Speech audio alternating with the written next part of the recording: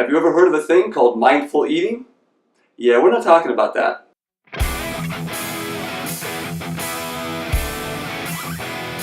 Welcome, I'm John Health and Fitness. No miracles, real life. Part of real life is dealing with what's called mindless eating. Mindless eating is a thing. That's partly because everything's a thing today. But mindless eating is kind of a thing. There have been TED Talks, CNN reports, a book written on the subject. I even did a video a little while ago on plate size, which is an element of mindless eating. I'll put that all up under that eye up there for you to take a look at. But today, I want to focus on what I think is the biggest problem with mindless eating, and that is simply proximity. If food is close at hand, you're going to eat it. In fact, in that CNN video I just referenced, they mentioned a study in which people ate more chocolate if a bowl of chocolates were sitting on their desk versus that same bowl of chocolate sitting on a filing cabinet 6 feet away. That was the difference between eating more, 6 feet. I think my personal favorite example is the conference room platter of bagels. If you've ever been stuck in a conference room for a 3.5-hour meeting, sitting in front of a platter of bagels, bored out of your mind, that of course is assumed, then you've experienced this. You are not going to sit in front of a platter of bagels for 3.5 hours and not eat a bagel. Unless of course you really hate bagels. You know, I'm pretty disciplined. I can't hold out for 3.5 hours. Similar principle holds true in your house. If you have food out and ready, if you have bowls of candy on the fireplace mantle, if you have a box of cookies sitting on a counter, it is much more likely you're going to eat them. If you can make that inconvenient, it's very likely you'll eat less. So here's your task. Start with your kitchen. Any place where food is within easy reach, put it someplace where it's no longer an easy reach. You can check the rest of your house as well. And your office to the extent you can.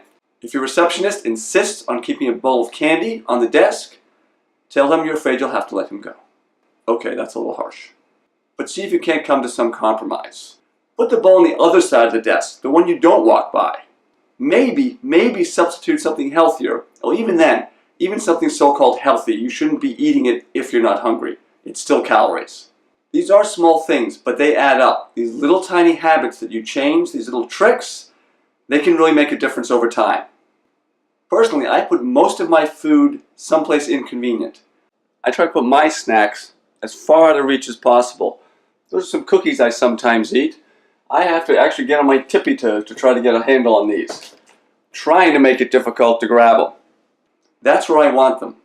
Some of the other things I eat, I keep in the basement, so I actually have to go down a flight of stairs to get them. There's some things I can't help. I don't live here alone.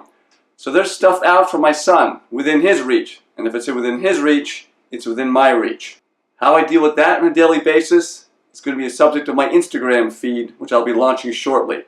I'll put a note down in the description when it's ready. Thanks for watching. I am John of John Health and Fitness. Check out my website, johnhealthandfitness.com. Hit the subscribe button and the alert bell if you don't want to miss any future videos. And before you go, leave a comment about what you found within way too easy reach and where you put it to make it a little less convenient. Take care and I'll see you next time.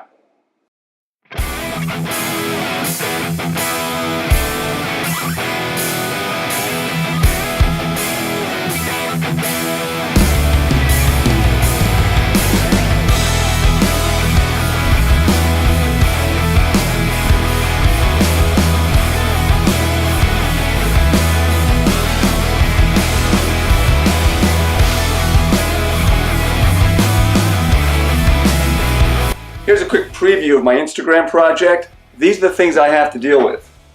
My son had a sleepover, so his mother bought him and his friend a little treat for the morning.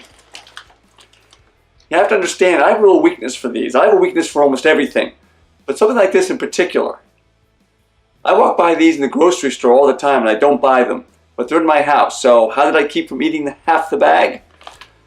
I made a point of reading the ingredients and the nutritional value. It's basically enough to scare you straight. For the record, I did eat one. It was awful and delicious. Tasted like childhood.